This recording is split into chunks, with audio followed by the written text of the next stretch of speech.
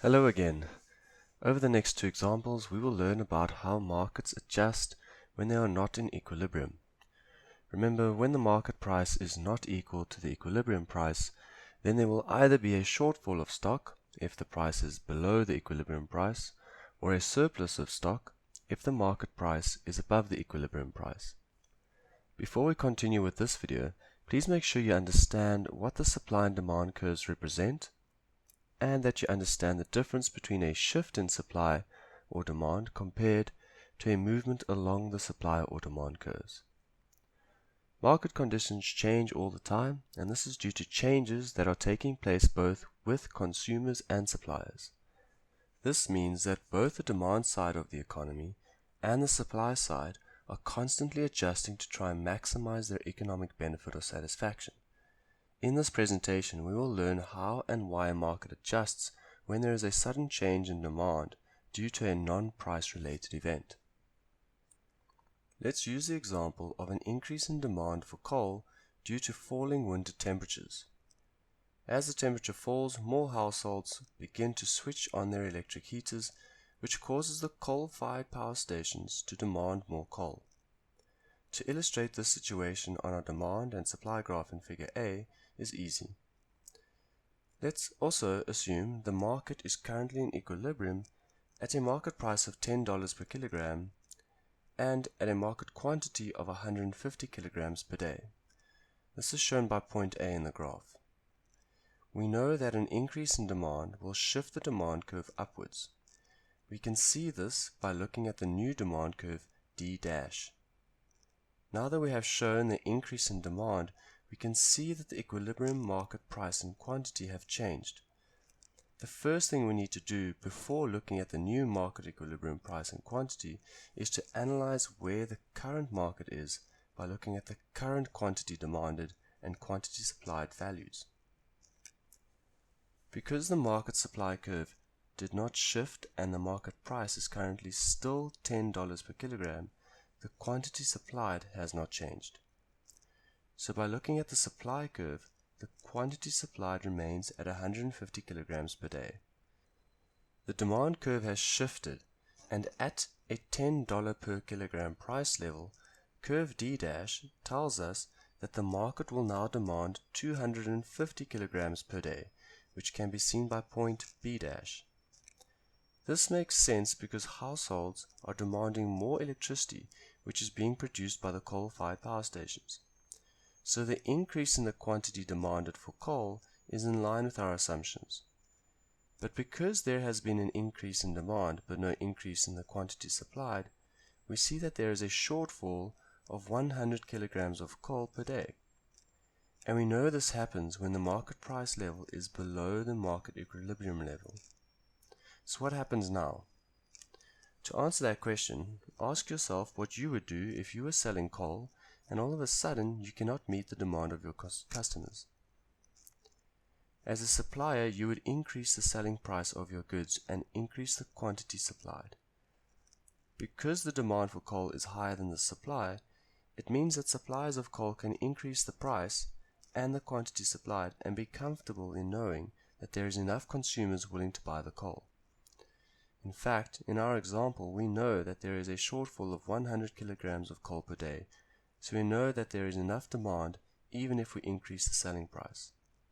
We can show this increase in price and quantity supplied by moving up along the supply curve. For example, let's say the price level increases to $12 per kilogram per day, as illustrated by point C on the graph. At this price level, we can tell by looking at the supply and demand curves that the quantity supplied has increased to 160 kilograms per day, and the quantity demanded has reduced to 220 kilograms per day. We can see this by comparing points B and D on the new demand curve and points A and C on the supply curve. This means that the shortfall has reduced to 60 kilograms per day. Notice how the shortfall decreases as we move up along the supply curve.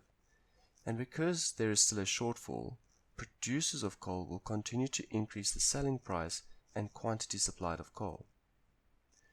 Also notice that as the price level increases, the quantity demanded decreases. We know why this makes sense. It's actually an illustration of the law of demand in action. This increase in quantity supplied and decrease in quantity demanded will continue until the quantity supplied equals the quantity demanded, or in other words, once the shortfall has been eradicated. At this new market equilibrium, the market price is $14 per kilogram, and the new equilibrium quantity is 180 kilograms per day. Once the market reaches equilibrium, there is no upward or downward movement of the price level because suppliers have no incentive anymore to increase the price. If they did increase the price level, they would end up with leftover stock or a surplus. Once winter ends and the demand for coal decreases, then we will have to shift the demand curve downwards, which will result in a surplus of coal. This will then lead to a reversal of the entire process until the new equilibrium is reached once again. See if you can go through these market mechanisms on your own. Let's now use an example of a shift in supply. Don't worry if you're not comfortable with all the market movements just yet. Keep going through as many examples as possible, and soon you'll be very comfortable with how the market always adjusts itself towards the market equilibrium.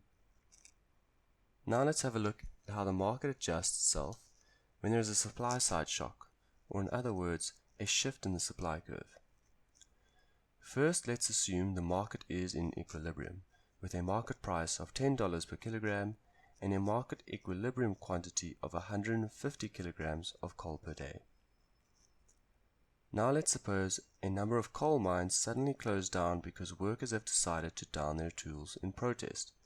This causes production of coal to immediately fall.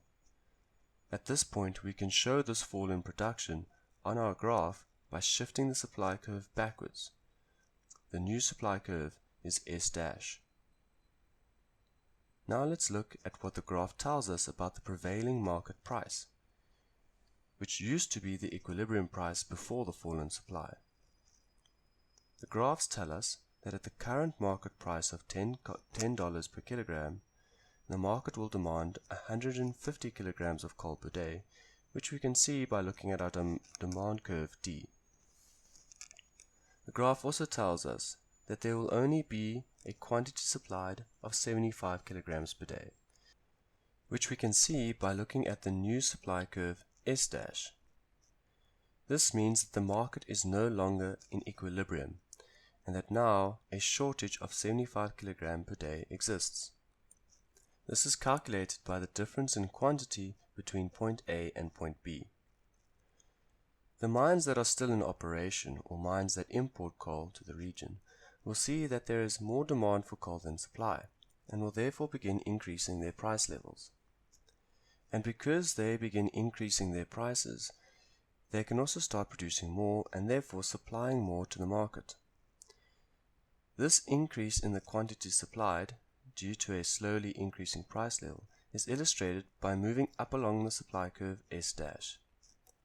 At the same time, and according to the law of demand, an increase in the price level will also result in an upward movement along the demand curve D to illustrate falling demand when price levels rise. Let's assume that because of the shortage in the market, existing suppliers of coal have increased their price levels from $10 per kilogram to $12 per kilogram.